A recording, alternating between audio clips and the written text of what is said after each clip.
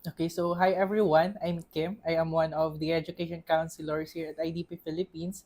So, being an education counselor, it is our job to help students bridge their academic dream to the destinations that they would like. Of course, there are some considerations we need to take into account, and that would be their academic credentials versus the program na gusto nila applyan dito sa Canada. Because as education counselor, hindi lang importante sa amon na ma-send namon sila abroad, it is also our significant job na mai-align sila sa correct na pathway, sa correct na course, and sa correct na program na eskwelahan nila dito sa Canada or sa destinations, whichever that be. Okay.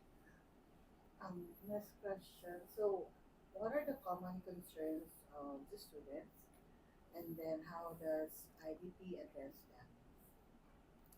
Okay, so applying to becoming an international student means engaging with technologies. So some of our students doesn't have any idea on how to connect with the schools. So for sending their application, since websites of the schools, though they are available online naman, but there are challenges in accessing the admission requirements and the application forms. So by tapping IDP, so we have the resources already, so that would give them much more convenience in connecting to the school.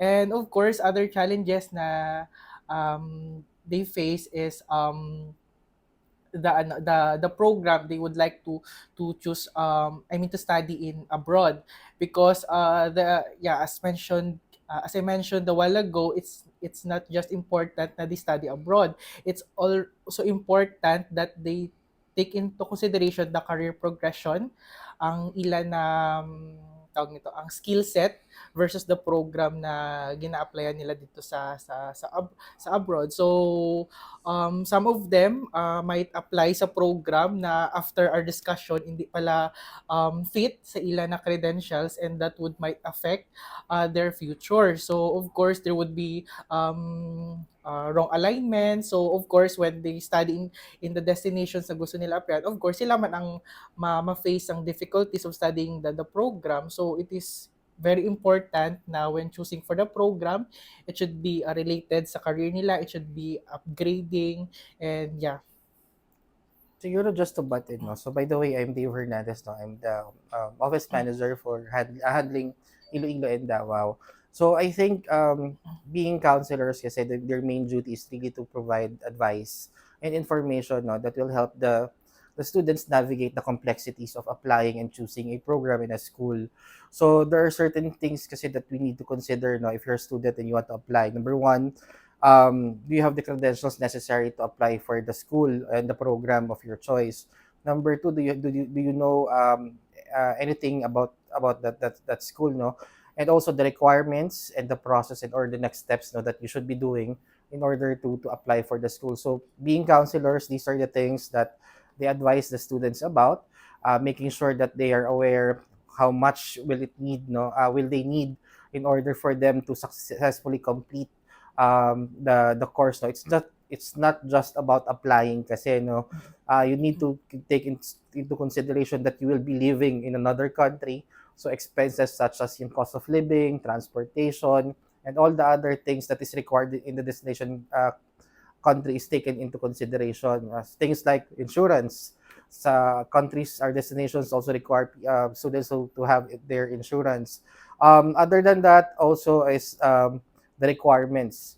One hurdle that students commonly fail to consider is the visa application. So there are certain things that the interviewer needs to know about the students, and our counselors will guide them in how to properly answer the questions, especially the SOP portion wherein they need to make sure that the students will not go TNT nor hindi sila magtatago in the destination country and will not finish their studies.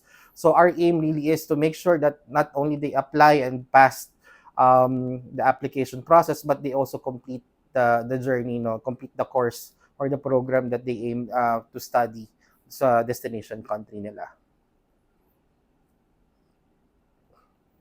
Siguro sa ako, Mr. Record. First of all, siguro, use a little background sa this center, this office, Okay. ano siya, and then, ano mga services na, Sige.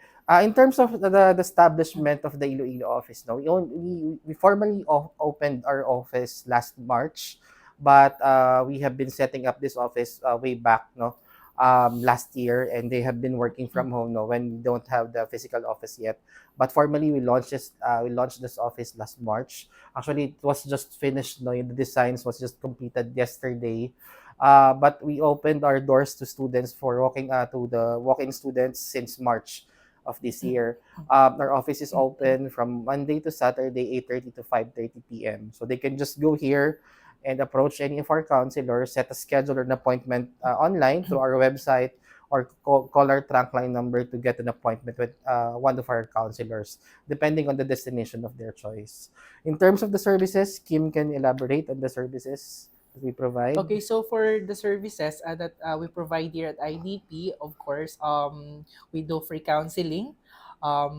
During the counseling session, we assess the students whether the program they would intend to apply in the destinations na gusto nilang applyan is really fitting to their credentials that they have right now. And also for school applications, we provide and we manage their school application. So what's the good thing about tapping IDP as other agent in school application? So yung ang obrahon na lang gid nila is to wait for updates because it's our job na to manage their school application. So of course that would that would not take much of your time, especially if the student is working. So of course their time would be divided if they are currently applying to school and then they're working pa. And so here is IDP to help their application becomes easy and convenient. And of course we do counseling services for visa applications. So there we'll providing services for them on how to lodge their visa, on how to properly para ma-secure na yung every applications we lodge sa embassy of the destinations they would intend to study is as much as possible has low risk of getting refused. Okay, and of course, given the chance that they get visa approval, here at IDP, we also provide pre-departure orientation.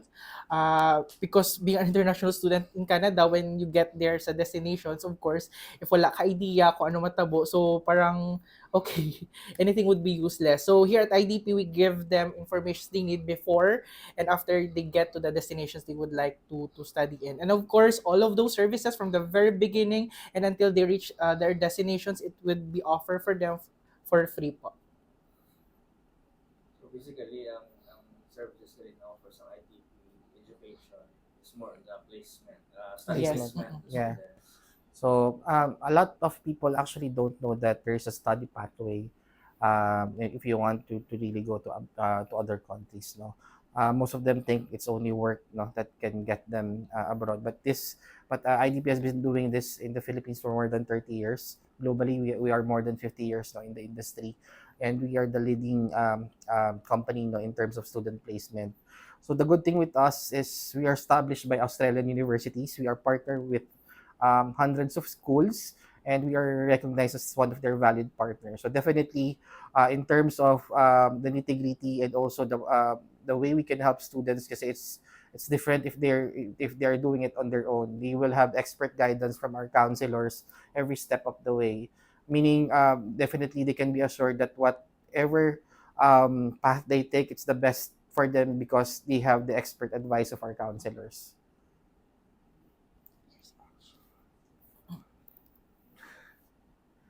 And Okay. So, just to probably summarize and mm, simplify, if there are people who are interested na mag-apply, what will they do and what are the simplest steps that they are going to consider? I What are think the the steps? simplest step that they would do is book us an appointment and we'll talk everything in the appointment. yeah. Or simply just if you don't have the time to call, or if you don't have the means to call or set up an online appointment, just visit our office here in Festive Walk, and one of our counselors will be willing to assist them in terms of the next steps. What are the countries niya, sir? Assist. So our So for the list of countries, no, here in the Philippines kasi we cater to 5. So it's actually Australia, New Zealand, Canada, United Kingdom, and Ireland. But since our office is in Iloilo is relatively new, our counselor's main focus is only on 2 countries, which is Australia and Canada. So Edge right there is our Australia counselor, and Kim is handling Canada. Ayan.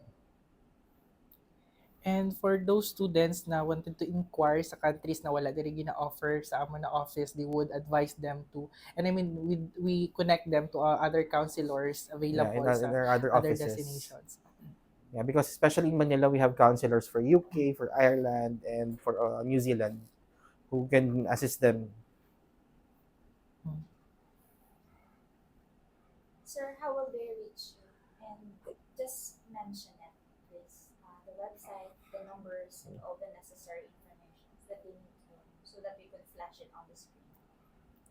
Okay, so they can find us through Facebook. We have a social media page in Facebook. It's IDP Education. So if they wanted to know more about IDP, they can just click the message button. And we are also available in TikTok and Instagram. And yeah, and if they really wanted to know more about IDP, they can just come here in the office and we'll discuss that to them. Or visit our website, www.idp.com.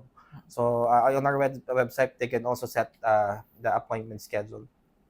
Sir, just for the record, can you mention the address of this place? Just for us to put it on. Hindi ko kasi kabisado wait lang. So it's, I think, So third, that they can, third while floor to, no? you say it, you can put captions. Sige, so it's, So, we're located at the Festive Mall, Unit 343 of the Regus building. actually, it's Regus co-working space, no? It's inside the Festive Walk Mall. It's third floor, room 343. They can actually just enter Regus and ask the lobby to refer them to us. Sige, sir. Can you say that again, sir? Sir Dala. Okay, so we're located here in third floor, Festive Walk Mall. So we are located inside the Regus co-working spaces, no? So just it's along Mega World Boulevard here in Iloilo City. Ayan. Tagline.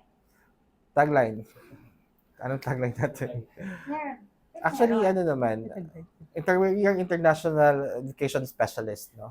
So actually, that's our tagline. Hindi naman siya para catchy tagline, no? But we are international education specialist. It's study abroad with IDP. Yeah. Can you say that again? Study abroad with IDP. Yun. Okay. I'm sure, sir, before opening sa Iloilo,